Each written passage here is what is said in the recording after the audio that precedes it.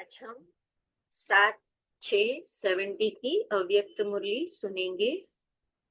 मुरली का हेडिंग है दिव्य मूर्त बनने की विधि। बाबा जैसे हमेशा की तरह प्रश्न से शुरू करते हैं। नैनों द्वारा क्या देख रहे हो? आप सभी भी नैनों द्वारा देख रहे हो। बाप दादा भी नैनों का आधार ले देख रहे हैं। बाप दादा क्या देखते हैं? आप सभी क्या देख रहे हैं? देख रहे हो व देखते हुए भी नहीं देखते हो, क्या स्थिति है ना? अभी बाबा पूछ रहे कि आप शरीर का आधार लेके देख रहे हो या आपकी स्थिति कौन सी है। जैसे कल की साकार मुरली में बोला था ना बाबा ने कि देह भान में भी आने की आवश्यकता है। हमें देह भान में भी आना पड़ता है। ऐसा नहीं कि हम देही अभिमानी ही रहे। तो बाबा पूछ रहे हैं आंख से देखना माना कर्म कर्मेंद्रियों का उपयोग करना। तो बाबा कह रहे कि आप अभी क्या देख रहे हो? देखते देख रहे हो या देखते हुए भी नहीं देखते हो, क्या स्थिति है? बाप दादा क्या देख रहे हैं यही आप देख रहे हो। संकल्पों को कैच करने की प्रैक्टिस होगी तो संकल्प सहित भी सहज बन सकेंगे। ना बाबा ने कहा कि आप जो देख रहे हो वही बाबा जो देख रहे हैं वही आप देख रहे हो। कई बार हम किसी को नहीं पूछते हैं कुछ देखने के बाद, मैं जो सोचती हूँ वही आप सोच रहे हो क्या? वैसे बाबा भी आज पूछ रहे हैं कि मैं जो देख रहा हूँ वही आप देख रहे हो। फिर बाबा कहते हैं कि संकल्पों को कैच करने की प्रैक्टिस होगी तो संकल्प सहित ही भी सहज बन सकेंगे। है ना? बाबा के जो संकल्प है वही हम कब कैच कर करेंगे? बाबा कहते हैं जब प्रैक्टिस होगी। ज्यादा संकल्प तब चलाना पड़ता है जब किसके संकल्प को परख नहीं सकते। अगर हमें पता ही है कि सामने वाले के ऐसे संकल्प है तो बाबा कहते हैं आपको ज्यादा संकल्प चलाने की जरूरत ही नहीं पड़ेगी। तो उसमें परखने की शक्ति चाहिए। लेकिन हरेक के संकल्पों को रीड करने की प्रैक्टिस होगी तो व्यर्थ संकल्प ज्यादा नहीं चलेंगे। बाबा कई बार कहते जब पता ही है कि ये स्वभाव है तो टकराव किस बात का। इसी प्रकार जब हमें हमें पता है सामने वाले के संकल्प कैसे हैं तो हमें उस अनुसार खुद को मोल्ड करना है। तो बाबा कहते हैं कि हर एक के संकल्पों की रीड करने की प्रैक्टिस होगी तो व्यर्थ संकल्प ज्यादा नहीं चलेंगे। ऐसा कैसे, ये कैसे, ये वैसे। जब पता ही है कि ये इसकी इतनी ही कैपेसिटी है। कई बार बाबा कहते हैं ना नब्ज देखकर सामने को ज्ञान दो। तो ये भी कुछ ऐसा ही है कि जब संकल्प पता चल जाते हैं तो उस अनुसार ही हम हमारे संकल्प को मोल्ड करें और सहज ही एक संकल्प में एक स्थिति में एक सेकंड में स्थित हो जाएंगे। संकल्प विकल्प नहीं चलेंगे। हमारे संकल्प एक ही स्थिति में एक ही संकल्प एक सेकंड में स्थित हो जाएंगे।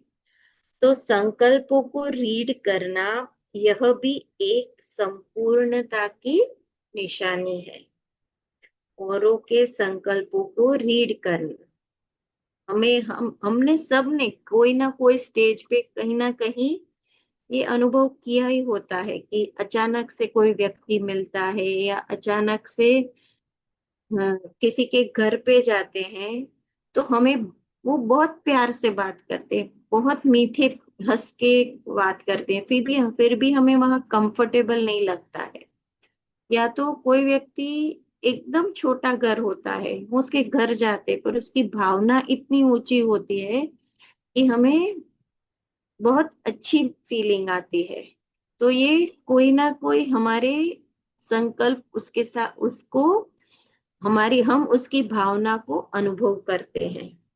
पर ये हमेशा बाबा कहते हैं कि ये संकल्पों को रीड करना यह भी एक संपूर्णता की निशानी है। जित जितना जितना अव्यक्त भाव में स्थित होंगे उतना हरेक के भाव को सहज समझते जाएं। जितना जितना अव्यक्त भाव में स्थित होंगे उतना हरेक के भाव को समझ जाएंगे। एक दो के भाव को समझने का कारण अव्यक्त भाव की कमी है। कई बार हम कहते हैं मैं इसको समझ नहीं पा रहा हूं, ये चाहता क्या है।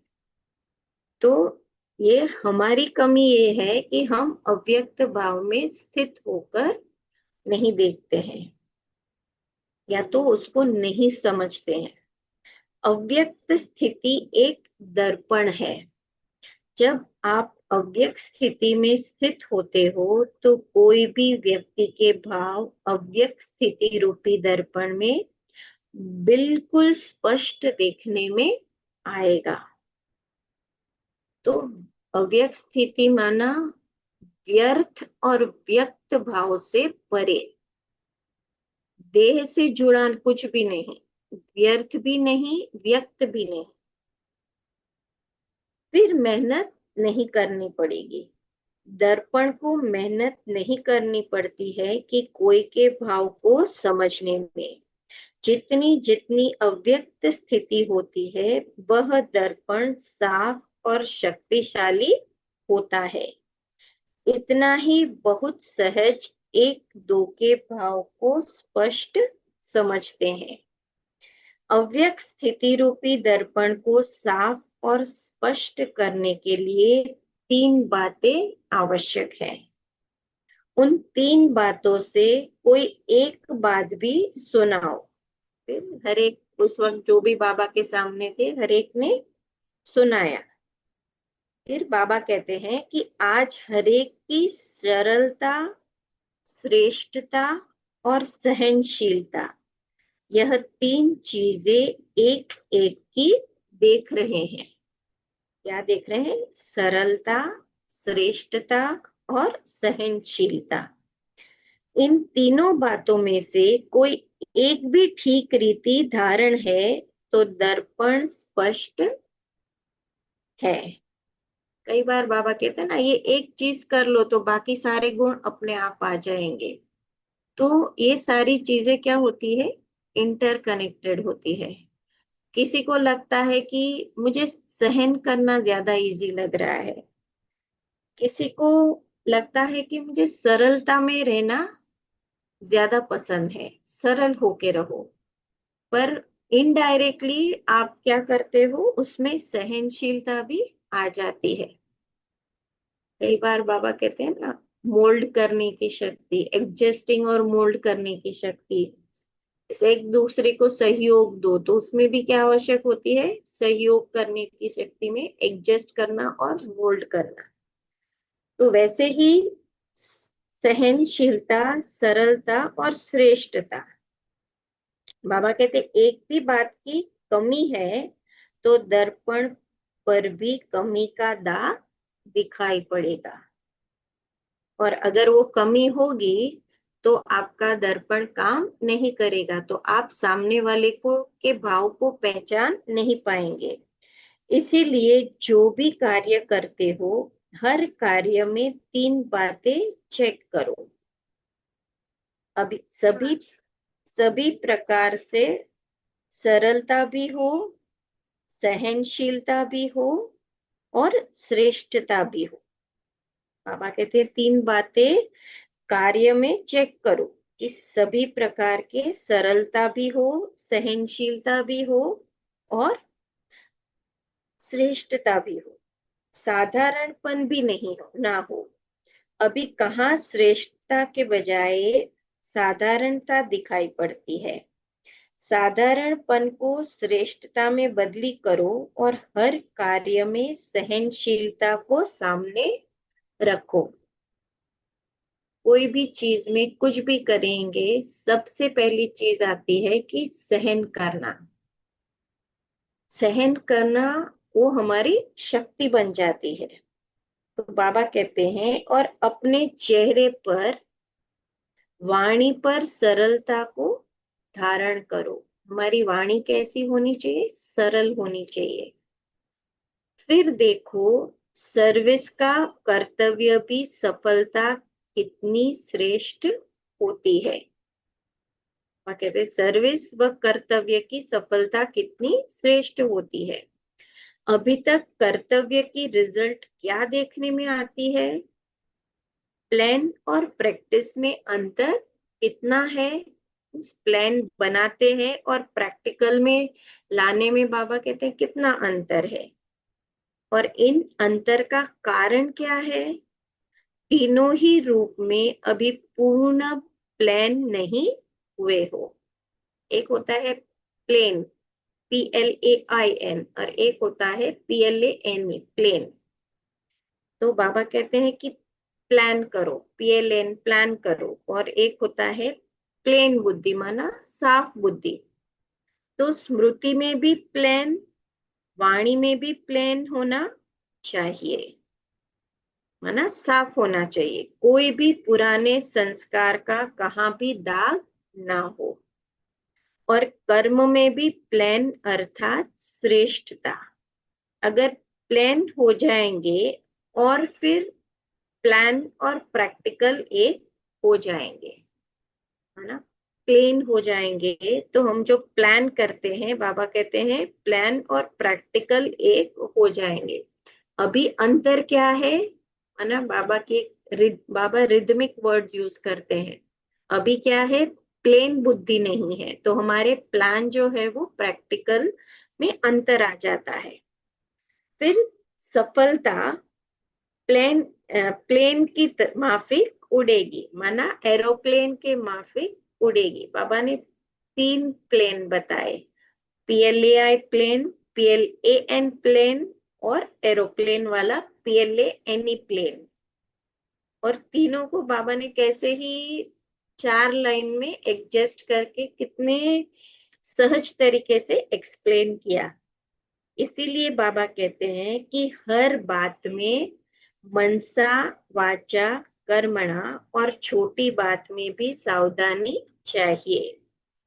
मन वाणी कर्म में तो होना ही है, लेकिन उसके साथ साथ यह जो अलौकिक संबंध है उसमें भी प्लेन होंगे तो सर्विस की सफलता आप सभी के मस्तक पर सितारे के रूप में चमक पड़ेगी।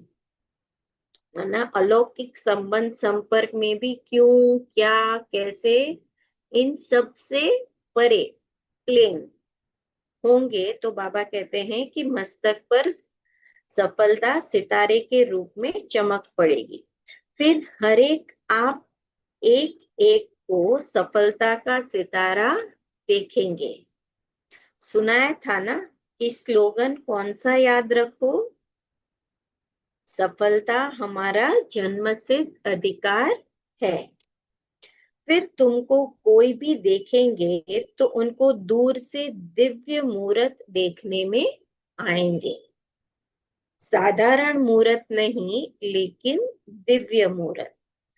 आजकल बहुत सर्विस में बिजी हो, जो कुछ किया बहुत अच्छा किया। आगे के लिए सफलता को समीप लाओ। जितना जितना एक दो के समीप आएंगे उतना सफलता समीप आएगी। एक दो के समीप अर्थात संस्कारों के समीप। एक दो के समीप आना माना संस्कारों के समीप। इसलिए बाबा ने कहा ना कि संबंध, अलौकिक संबंध में भी क्या होना चाहिए? प्लेन होना चाहिए। तो इसका मतलब है कि एक दो के समीप आना, संस्कारों के समीप आना, तब कोई भी सम्मेलन की सफलता होगी। जैसे समय समीप आ रहा है वैसे अभी समीप आ रहे हो, सॉरी, वैसे सभी समीप आ रहे हो। लेकिन अब ऐसी समीपता में क्या भरना है? जितनी समीपता उतना एक दो को सम्मान देना। एक होता है दिखावे की समीपता और एक होता है डिफरेंस ऑफ ओपिनियन होते हुए भी एक दो को सम्मान करते हुए सम्मान देना। जितना एक दो को सम्मान देंगे उतना ही सारी विश्व आप सभी का सम्मान करेंगी। सम्मान देने से सम्मान मिलता है, देने से मिलता है, न कि लेने से। हम क्या कहते हैं, इसने मेरा अपमान किया या तो इसने मेरा सम्मान नहीं रखा, इसने ऐसा किया। तो बाबा कहते हैं कि देने से मिलता है, न कि लेने से। कई बार शिवानी बहन कहते हैं ना, आपको जो भी इच्छा है उसकी एक लिस्ट बनाओ। मुझे ये चाहिए, मुझे ये चाहिए, मुझे ये चाहिए। चाहे स्थूल चीज है, चाहे सूक्ष्म चीज है, खास करके सूक्ष्म। तो कहते हैं कि कई कहते हैं कि मुझे मान, हर एक की इच्छा होती है कि मुझे मान सम्मान मिले हर एक जगह। तो फिर शिवानी बहन ने कहा, जो भी इच्छा है ना वो सब देना शुरू करो। मुझे प्यार चाहिए, मुझे सुख चाहिए, मुझे शांति चाहिए, मुझे सम्मान चाहिए। तो जो भी चाहिए चाहिए उस चीज को देना शुरू करेंगे तो ऑटोमेटिक कोई हमें वो चीज फिर देगा या नहीं देगा, हम ऑटोमेटिकली इस चीज को अपने अंदर अनुभव करने लगेंगे। तो देने से मिलता है, ना कि लेने से। कोई चीज लेने से मिलती है और कोई चीज देने से मिलती है। तो कोई को भी सम्मान देना गोया सर्व का सम्मान लेना है। और भाषा में भी परिवर्तन चाहिए। आज सभी सर्विसेबल बैठे हैं ना, तो किस लिए भविष्य के इशारे, सॉरी, तो इसलिए भविष्य के इशारे दे रहे हैं। माना हम जब सेवा करते हैं तो सर्विस किस प्रकार से करनी चाहिए। कभी भी कोई का विचार स्पष्ट ना हो तो भी ना कभी नहीं करनी चाहिए। माना किसी ने अपना विचार आपके समक्ष रिप्रेजेंट किया, बाबा कहते हैं ना बालक सो मालिक।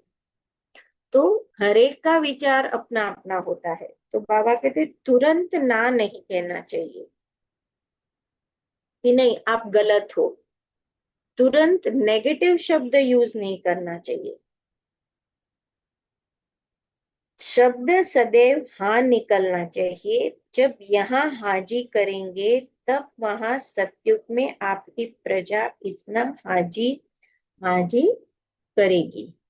उस वक्त तुरंत तो किसी को ना कहना ही नहीं है। ठीक है, फिर हम कह सकते हैं कि हम ऐसा करें तो कैसा रहेगा। आप गलत कर रहे हो ऐसा नहीं, इसके बदले हम ऐसा करें तो कैसा करेगा। तो तुरंत हम जब किसी को ना कहते हैं ना तो उसको रियलाइज नहीं होता है कि उसकी जो एडवाइस दी हुई है वो गलत है। उसको बस इतना ही दिखता है कि मुझे इस वक्त ना कह दिया गया, माना उसको एक अपमान की फीलिंग महसूस होती है। इसीलिए बाबा कहते हैं कभी तुरंत किसी को ना नहीं कहो। अगर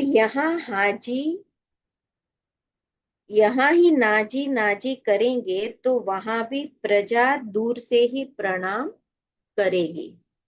है ना, हमारा बोलना, बाबा कहते कि हमारी वाणी कैसी होनी चाहिए, सरल होनी चाहिए। तो जब हम ना कहते, हमारी वाणी कर्कश होती है, तो लोग क्या कहते हैं, हमें दूर से ही प्रणाम। यहाँ भी ऐसा है वर्तमान समय, अगर हमारी वाणी टोंट मारने की है, किसी को सुना देने की है, गलत बोलने की है, तो लोग क्या करते हैं, लोग आपको मुंह पे कुछ नहीं कहते हैं, आपसे डिस्टेंस बना लेते हैं। तो बाबा कहते हैं कि यहाँ नाजी नाजी करेंगे तो वहां भी आपकी जो प्रजा है दूर से ही प्रणाम करेगी। ना शब्द को निकाल देना है। इतना सरल बात, सरल रीति से बाबा ने हमें एक्सप्लेन किया कि ना शब्द को निकाल देना है। कोई भी बात हो पहले हाँ जी, हाँ जी कहना ही दूसरे के संस्कार को सरल बनाने का साधन है। हमें युक्ति ढूंढनी है कि उस वक्त तो तुरंत तो उसको हाँ जी ही कहना है। फिर हमारे संकल्प, बाबा ऑटोमेटिक हमें टचिंग होती है जब हम अव्यक्त स्थिति में स्थित होते हैं या तो योग युक्त होते हैं, तो ऑटोमेटिक हमें टचिंग आती है कि इस चीज को हम कैसे टैकल करें। हाँ जी कहना ही दूसरे के संस्कार को सरल बनाने का साधन है। समझा? सुनाया था, वर्तमान समय जो कर्म कर रहे हो वह भविष्य के लौ बन रहे हैं, है ना। अब अभी के हमारे कर्म भविष्य के लौ बन रहे हैं। आप सभी का कर्म भविष्य का लॉ है। जो लॉ जो लॉ मेकर्स होते हैं वह सोच समझकर शब्द निकालते हैं, क्योंकि उनका एक एक शब्द भविष्य के लिए लॉ बन जाता है। हमारी कई बार सूरज भाई जी से मीटिंग होती है ना, तो भाई जी कहते हैं कि बाबा का वरदान है कि बाबा माना अव्यक्त बाप दादा ने उनको वरदान दिया है कि उनकी वाणी है ना, वो सिद्ध होती है। माना वो जो भी बोलते हैं वो सिद्ध होते जाता है। तो वो बोलते हैं कि मुझे बहुत सोच समझकर बोलना पड़ता है। अगर कोई व्यक्ति सेवा में ठीक से नहीं चल रहा है या कोई, बाबा कहते हैं ना, छुई मुई जैसा होता है, बहुत फीलिंग में जल्दी आ जाता है, तो भाई जी ने एक बार बोल दिया होगा कि ऐसे तो तू 3 महीने भी नहीं यहाँ टिक पाएगा, ऐसा करेगा तो भाई जी के वो शब्द क्या हो गए, 3 महीने के बाद सच में वो कुमार यज्ञ छोड़ के चला गया। उस वक्त से भाई जी ने डिसाइड किया कि अब से मैं कभी नेगेटिव शब्द यूज नहीं करूंगा, चाहे कोई कैसा भी होगा। पर मैं, तो भाई जी खुद बोलते कि मुझे बहुत सोच समझ कर बोलना होता है। तो बाबा हम ब्राह्मण आत्माओं को भी क्या कहते हैं, आप लॉ मेकर्स हो, तो आपको सोच समझकर शब्द निकालने हैं, क्योंकि एक एक शब्द भविष्य के लिए लॉ बन जाता है। सभी के हर संकल्प भविष्य के लॉ बन रहे हैं। सबके लिए नहीं, खुद के लिए, है ना। ऐसा नहीं कि हम जो बोलते हैं वो हम खुद, हमारी जीवन को वो चीज अप्लाई हो जाती है। जैसे बाबा ने कहा ना कि यहाँ आप ना करोगे तो आपकी प्रजा ना करेगी। तो जो भी लॉ बनते हैं वो खुद के लिए, खुद के जीवन में, औरों के जीवन में इस चीज की इफेक्ट इतनी नहीं होगी जितनी हमारे जीवन में ज्यादा होगी। तो बाबा कहते हैं कि अभी के सभी के हर संकल्प भविष्य के लॉ बन रहे हैं। तो कितना ध्यान देना चाहिए। अभी तक एक एक बात को पकड़ते हैं, दूसरी बात छूट जाती है। बाबा ने 3 बातें बताई। बाबा कहते एक को पकड़ते हैं तो दूसरी छूट जाती है, लेकिन दोनों ही बातें याद रहे। कभी विधि को पकड़ते हो, कभी विधान को छोड़ देते हो। तो बाबा ने विधि बताई ना कि ना नहीं कहना है। फिर हमारी भाषा कैसी होनी चाहिए, सरल होनी चाहिए। तो बाबा कहते एक को पकड़ते हो तो दूसरे को छोड़ देते हो। कब विधान को पकड़ते हो तो विधि को छोड़ देते हैं, लेकिन विधि और विधान दोनों के साथ ही विधाता की याद आती है। अगर विधाता ही याद रहे तो विधि और विधान दोनों ही साथ स्मृति में रहेंगे। कौन सा विधान है? विधि कौन सी है कि हमें किसी को ना नहीं है। विधान कौन सा है? हम जो कहेंगे वो चीज लॉ, भविष्य के लिए लॉ बन जाता है। तो एक है विधि, एक है विधान, और तीसरा है, बाबा कहते हैं कि विधाता। माना विधि याद है, विधान याद है, तो विधाता की याद आती है। और अगर विधाता ही याद रहे तो विधि और विधान दोनों ही साथ स्मृति में रहेगा। हमें कौन सी विधि और विधान स्मृति में रखना है? हमें किसी को ना नहीं कहना है। हमारी भाषा कैसी होनी चाहिए? सरल होनी चाहिए। और विधान कौन सा है कि जो भी हम बोलते हैं वो भविष्य में लॉ बन जाता है। लेकिन विधाता भूल जाता है तो एक चीज छूट जाती है। तो बाबा ने कहा कि एक पकड़ते हैं तो एक भूल जाते हैं। इसका कारण क्या है? कि हम विधाता को याद नहीं रखते हैं। तो विधाता की याद रहेगी तो दोनों ही बातें साथ में स्मृति में रहेगी। विधाता की याद में रहने से विधि और विधान दोनों साथ रहते हैं। विधाता को भूलने से कभी विधान छूट जाता है तो कभी विधि छूट जाती है।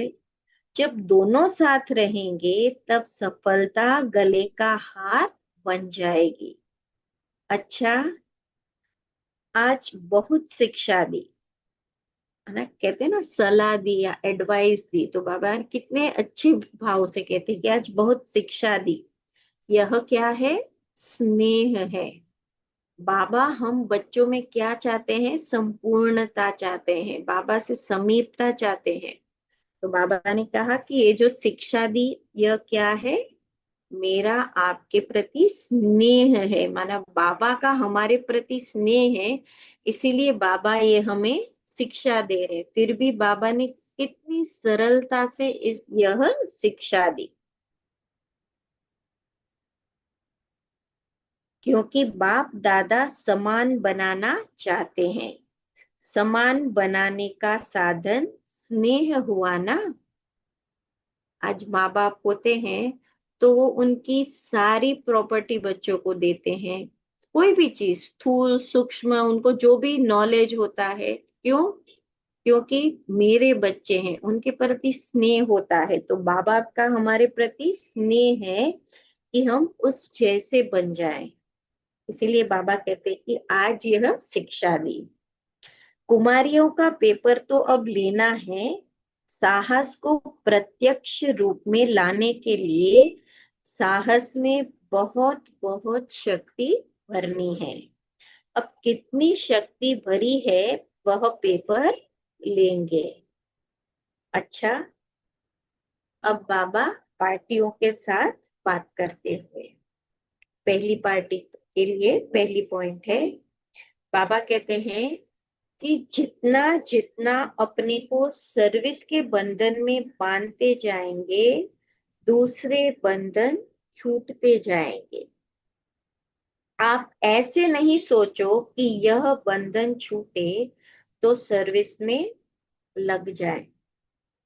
ये मेरा पर्सनल अनुभव है कि जब 2011 में मेरे बच्चे छोटे छोटे थे, माना एक 10 साल का, एक 7 साल का, मेरे लिए ना पवित्रता की धारणा करना पॉसिबल था, ना खान पान की धारणा करना पॉसिबल था, ना मेरे लिए सैटरडे संडे सेंटर जाना पॉसिबल था।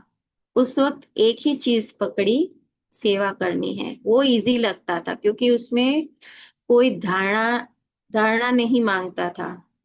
तो वो एक चीज मुझे इजी लगी और मैंने उसको पकड़ के रखा। और यहाँ तक कि सेंटर जाके भी मेरे लिए सेवा करना पॉसिबल नहीं था। तो मैं यही कहती थी कि मुझे ऑनलाइन कोई सेवा है ना तो चाहिए, तो सिर्फ एक स्पार्क वाला ग्रुप जो था रुपेश भाई का, उसमें मुझे सेवा मिली। तो जब लॉकडाउन आया तो ऑनलाइन सेवा, आई थिंक 10 गुना नहीं, 100 गुना ऑनलाइन सेवा बढ़ गई। वो सेवा इतनी बढ़ गई, इतनी बढ़ गई लॉकडाउन में।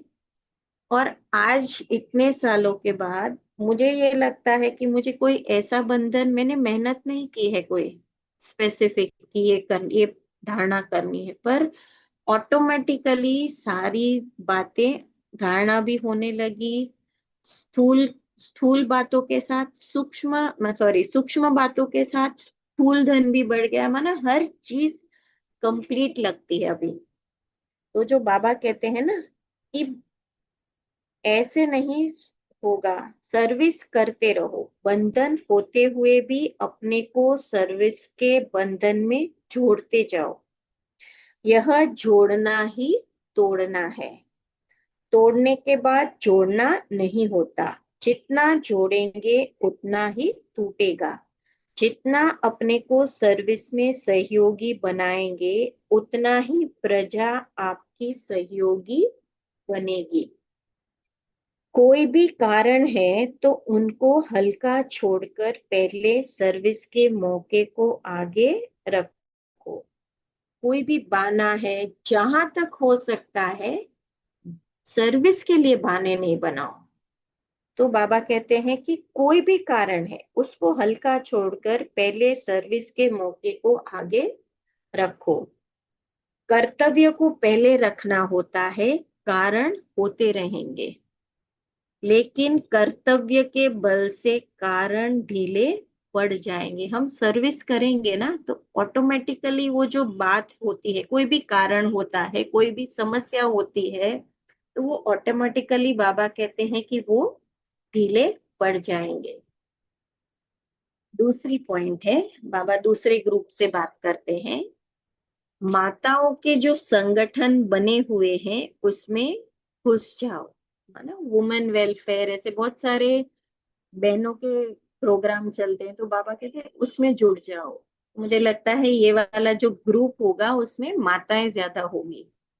तो बाबा कहते हैं कि मेंबर बनने से फिर कईयों को आप समान बनाने का चांस मिलेगा। माना ये लौकिक की बाबा बात करते हैं कि लौकिक में बहनों के ग्रुप होते हैं या संगठन चलते हैं, तो उसमें मेंबर बनो, फिर संपर्क में आने से ही चांस मिलेगा। अभी माताओं की संस्थाओं में आप लोगों का नाम वाला नहीं हुआ है।